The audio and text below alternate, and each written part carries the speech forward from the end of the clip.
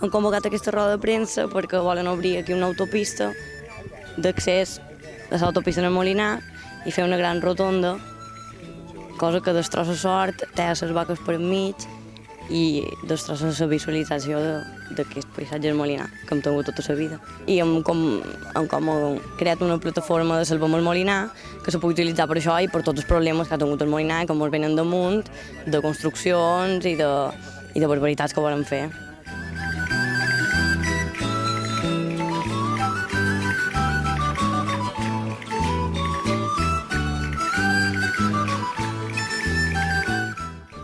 Nosaltres demanam que s'estudiï les altres opcions que han donat per donar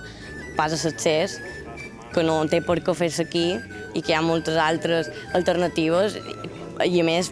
reivindicam una preservació del Molinar i del seu hàbitat que hi ha hagut sempre.